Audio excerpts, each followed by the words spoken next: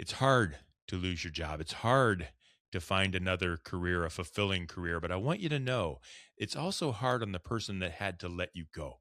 You might not think you care about that, but that's a person too. And there's a right way and a wrong way to downsize and to help people find their next position. That's what we're going to talk about next. It's Purpose Under Pressure with Kim Poole.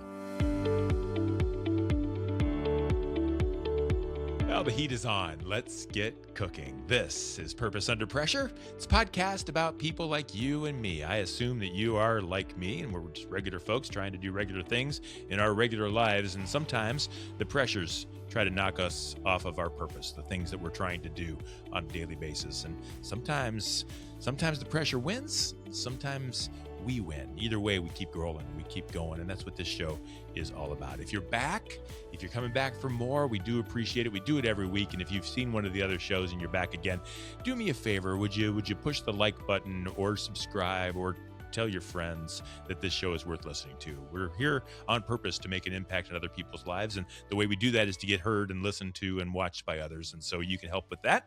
And I do appreciate your support. Thanks for coming back. Purpose Under Pressure is brought to you by Sandler by the Ruby Group, serving sales professionals nationwide from their Akron and Columbus, Ohio locations. They're also in Jacksonville, Florida. Did you know they are in Capital Region, upstate New York? Did you also know that Sandler by the Ruby Group is the second most successful, second best, if you will, Sandler sales training operation in the country? Wow, that is big time. And I'm thrilled to be a part of what they're doing. And I know they're happy to be a part of this show. Folks, if you're looking for something real for your revenue producers, for your team, for your management, for your leadership, on purpose is the way we do business around here. It's the right way. And that's the way the Ruby Group does their business. They're not going to treat you a lot of tricks and triggers and gimmicks just to close the sale. That's yesterday's news. We're doing things on purpose now in the future, and that's the way Sandler by the Ruby Group does it. So if that's interesting, give them a call, reach out to them. You can find them online, rubygroup.sandler.com. I'm excited to talk today about career development. I've spent a lot of my time in life trying to figure out ways to get students and young people into the workforce and trying to help the workforce stay staffed up so that they can hit their goals and do their things. But the world keeps changing, and it's changing fast. And we're talking today about careers and career coaching. And Kim Poole is my guest. She's a career coach with IntoUSA. They provide outplacement and career development for those who have been laid off. And there's a lot of those lately. Unfortunately, we're going to talk about that. They're also helping businesses with professional development for their employees. So I'm excited to talk to my friend Kim Poole. Welcome to Purpose Under Pressure. Thank you, Bryan. Nice to join you today. Thank you very much. I appreciate that you're here, and I appreciate that we're going to talk about people that are maybe on the side of things that really need help. Without a job, without a purpose, things like that things can crumble really fast. And I want to talk about that. Tell me a little bit about yourself.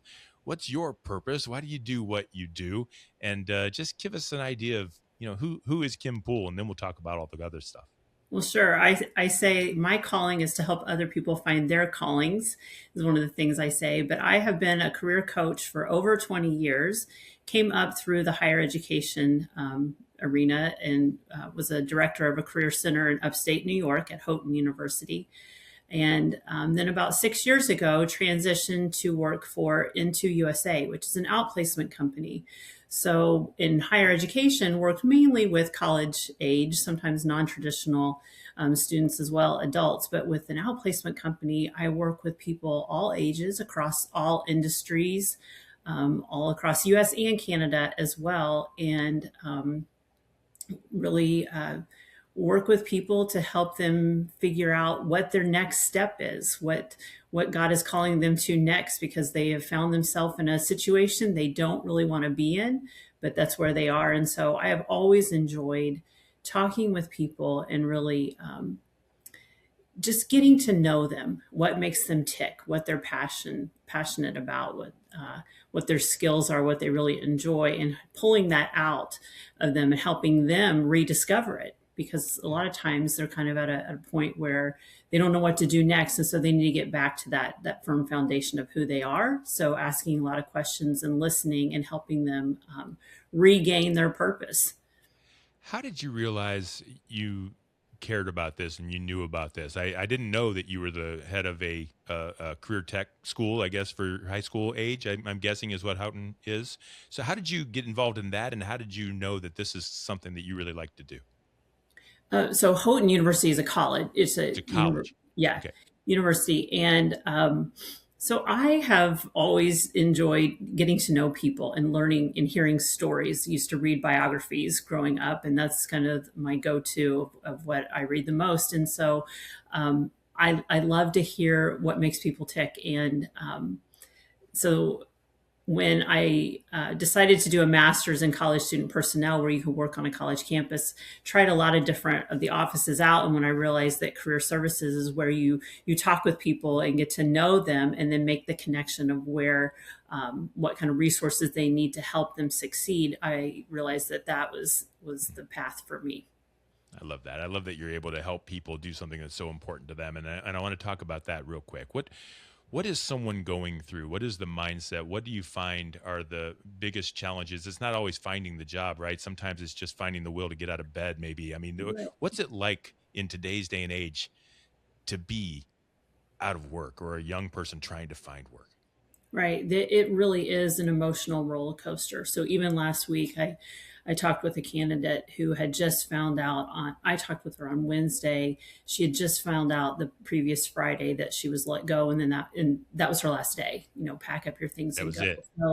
So it's just really, it's raw, it's fresh when I talk with people, and there's just a roller coaster of emotions that a bit of shock, a bit of, denial of what's happening, sometimes sliding into depression and sadness, and then kind of going into some anger and just frustration about what's going on. And it really takes some time to process and to assess what is happening, to get to the point of coming to an understanding of, okay, this way is closing behind me.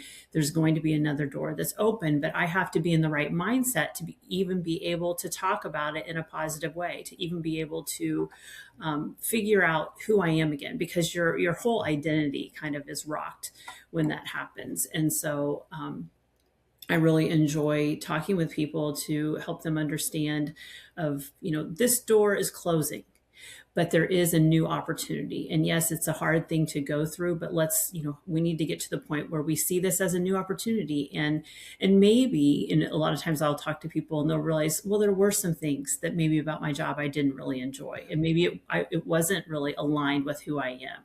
And they come to that realization. And sometimes that's why they're let go. Sometimes it is for performance. And it's because they weren't in a role that really fit their skills and their giftedness. And that's okay. And so the employer is doing them a favor by letting them Sometimes. go so that they can get into something that is better aligned with who they are, their identity. Most people probably come to you after they've lost a job. It seems to me that maybe a great time to come to you is when I already have one, but I imagine most are coming to you in a moment of crisis. Right. I mean, it's true. There are some people that are in jobs that they're in the job because they want the paycheck, or they Yeah. need the paycheck, right? And so we're afraid to take that leap of faith, and to take a step and say, okay, this really isn't aligned with who I am. I need to find something that's better. But sometimes that's hard to do, to just walk Hmm. away. Yeah. Yeah, it is. And they probably aren't thinking about a career coach at the time. They're just figuring out what's next. So if I do lose my position and I am in crisis, typically do you find that I just go out and start throwing out resumes and then fail and then finally come to someone like you, like a career coach? Or am I calm and let's do this the right way? I imagine there's a lot of spiraling going on. Right. And a lot of people don't know, that there are career coaches that do this. And the beauty of IntoUSA, who I work for, is that we reach out to the employers, and the employers are the ones that are purchasing the services for the people that they let go. And so it's a really Oh, I beautiful see. design, because the employers are really wanting to help the person that they let go, regardless of what the reason is. Sometimes it's performance, sometimes it's budget cuts, sometimes it's a merger acquisition that, they just don't need as much staff. And so the employer is purchasing the services for the candidate to help them get into their next job, which is the reason why we're called Into.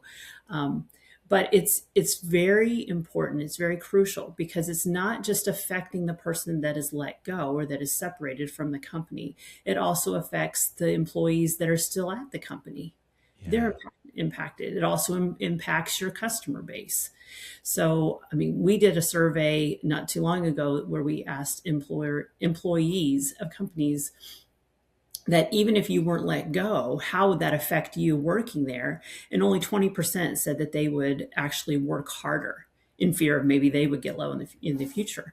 And over 70% of them said that they would probably start looking for another job because they might fear that they would be let go too. So it really does impact all of your employees. And it impacts, do you maintain your customer base? Do you expand your customer base? Depending on what you do when there are layoffs at your company. Okay, so for instance, this person that talked to you that had just had the rug pulled out from under her completely and was shown the door, her employer referred her to you? Okay. Correct. So how does that employer know, the idea that we think of when we think of Fortune 500 companies or the corporate world is, I don't care. It's all about money. It's all about how much are we going to make? And if this person's got to go, good luck, right? But that's not the case in these folks that are reaching out to you. How do they realize that they need to do this better? Right. It's all about brand reputation. It's all about maintaining trust too. And truly, it really is the employer showing that they are empathetic and that they care and that they really do want their employees to be in a role that fits and is aligned with them. What percentage of businesses are using a service like this? Or am I right? Is the majority of people just pulling out the rugs and showing them the door? Yes. And in this time of year, sometimes too, they're not even thinking about, here it is right before the holidays. So yeah, they're just doing what they've got to do. That bottom line is, and what is the number one reason that someone is being let go? Is it because the company isn't doing as well as they need to be? Is it because of poor performance? What are you seeing from the company point of view? It's more times than not, it is budget cuts. Budget cuts. Yeah. Yeah. Okay. But I have always enjoyed all of the places where I have worked, but working for an outplacement company where the employer purchases the services for the candidate is really I love it. Really lovely because the candidate is so appreciative that they have the services and they don't have to pay for it. Yeah. I think it's amazing. I don't think I knew that was a thing that people could offer. And, Kim, I know you as a strong woman of faith. And you mentioned God a couple of times in this and the path that people are on and where he wants people to be and things. Is Into a Christian organization, or is this the way you approach your job? It is not, but it is. I obviously bring my faith into my work. That does impact how I do and just the empathy that I lead with when I talk with my candidates. Yeah. I'm glad. Is that okay? Typically, when you're talking with your customers, do you ask for permission first? How does that work? Typically, if they bring it up, then I want to meet people where they are, and more times than not, that is the case.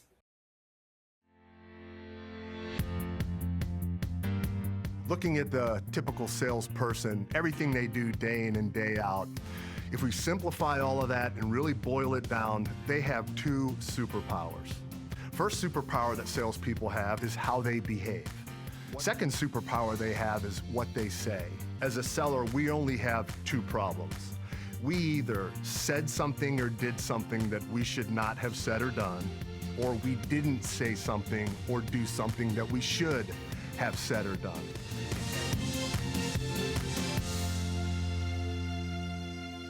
Because you're not a recruiter, right? You're helping someone turn their prospects around. And I'm interested then in that realm, because it seems like maybe when someone talks to you, they're like, okay, what's next for me? But there's a lot more to it. You mentioned the where they are in mind, their state of mind and things. How long does it take for you to work with someone who has perhaps just had the rug pulled out to get them to where they're ready to embrace the next step? When do you know you've accomplished it, and how long does that process take? Yeah, it is a little bit different for everybody depending on their resiliency and Yeah, I bet. kind of just if they're willing to work through some things too. Um, but I think the more I can get them to assess their values, both intrinsic and extrinsic values, like really let's talk about some of the things that you did in your previous roles that you really enjoyed. What are those tasks that really bring you joy, that at the end of the day you feel alive, you're energized? Like, what are those things that you want as part of your next role? And then what are the extrinsic values too, the result of your work, compensation, work-life balance? Like, what are all those things, so that when you're looking at a job posting or you're talking to somebody at a company that you're interested in, you can quickly assess if that's going to be a good fit or not. So we need to work through some of those things, and just what are your skills? What's that common thread throughout your career that you just kind of keep going back to? What is it that you can't help but do because it's just who you are? It's just how you're made.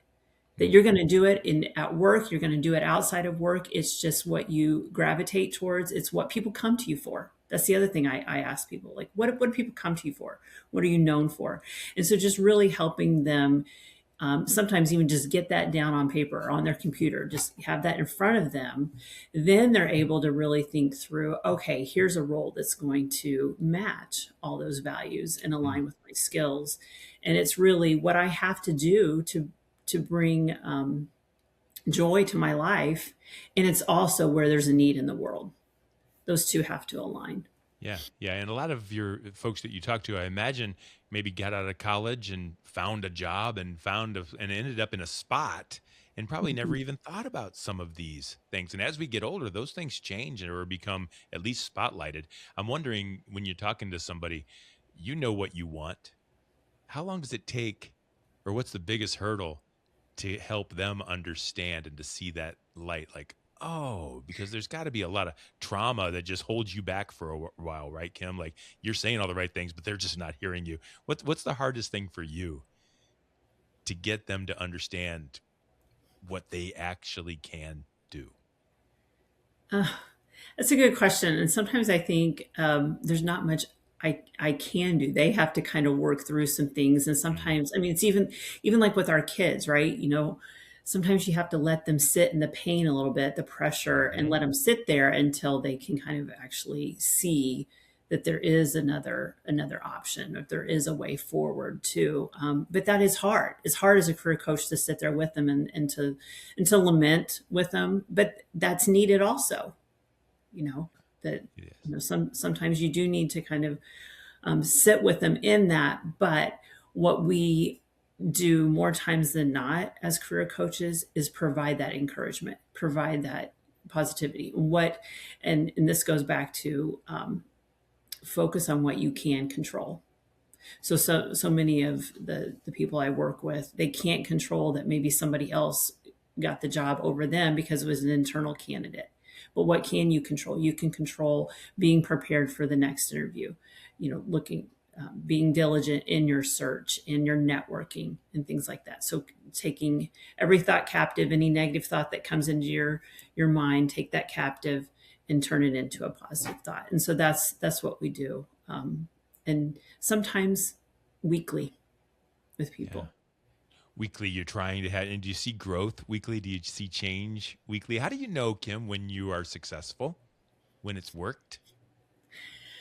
I think it's kind of like what you said, when the light bulb goes off and You can and I tell. think, yeah. And I think when someone is more confident in who they are and whose they are and what they know what they're about, and they can very clearly articulate that, both verbally and also maybe in their resume on LinkedIn, and they have a very succinct, what I call like a value proposition, what they can provide. Once they do that, then they are more successful in interviews, and they're more successful in landing the interview and then in interviews.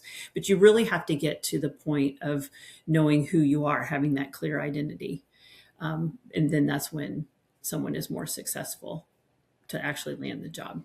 Yeah. Let's talk about you quickly as we wrap things up. Do you ever get to enjoy the fruits of your labor? Do you get to see someone successfully make the transition into a fulfilling career, or do they leave you in the last thing and all of a sudden get the job and never call back? Like, sometimes it's hard to know we've really made an impact, even though we Right. are. Do you get to Right. experience the joy sometimes of what you do? I do. And Do they, you? and yes, and they love to email and say, I landed this job and I start on, I start next week and I'm really excited. So I do get to see that. And we celebrate the wins at our company of how many landings we have each month of all the coaches. And we have over 60 coaches in USA and Canada. So it's fun to hear about all the landings. But you're right. Sometimes if they only have 3 months of service, sometimes they do move on before they do land. I mean, it is taking longer now, especially. And but I try to connect with people on LinkedIn, so I will look them up and see if they landed, and a lot of times send them a message if they have landed after, and just to congratulate them. And so it's fun to walk along and be on this journey with people that they allow me into their pain, the pressure that they have, and then to kind of help them emerge and regain their purpose and get them into their next role. I bet. I'm glad we got a chance to talk, because I wanted to talk about the pressure of finding a job. And it's not just putting in an application and seeing what's next. I mean, there's so much more to it. You mentioned a little bit the role, the personal identity that comes with a job. And just to break out of that is so difficult. And I'm glad you're doing what you're doing. If someone were to reach out to your company to learn more about your services, would that be like an HR manager or a Mm-hmm. business leader? That's who it would be. And how would they find this company if they're thinking, we're going to have to go through this series of layoffs? We know this is coming. I want to do it right. How would they find you or the company to kind of get that process started? Yeah, you can look me up on LinkedIn under Kim Poole, and the company website is on my LinkedIn there. So someone can reach out to me there. Perfectly. They can find you and they can find the services that they need. I think it's amazing that all the different people I get to talk to, we've done over 100 episodes, and every position is different. And to be able to help someone in that moment of crisis has got to be extremely fulfilling for you. And I'm glad you're doing the work, and I'm glad you were able to take some time to talk to us about that. Yeah, thank you very, very much. It was fun to be on your show. Yeah, I'm glad you were here. Thank you very much. That is Kim Poole. She is with IntoUSA, and they're helping businesses help their past employees with career development, things of that sort, to help the world continue to spin. Sometimes it's hard. I mean, every time it's hard. And to do the right thing, to do the next right thing for your customers and so for your employees, is just the right way to do it. So thank you to Kim Poole, and thank you for being a part of our show here on Purpose Under Pressure. The show is brought to you by Sandler by the Ruby Group. Sellers are under pressure to perform. Sandler helps you to succeed on purpose. You'll find all past episodes of Purpose Under Pressure at bryanmediastrategies.com/podcast. And wherever you stream your favorite shows, we do this every week, and we will do it again. We'll see you then on Purpose.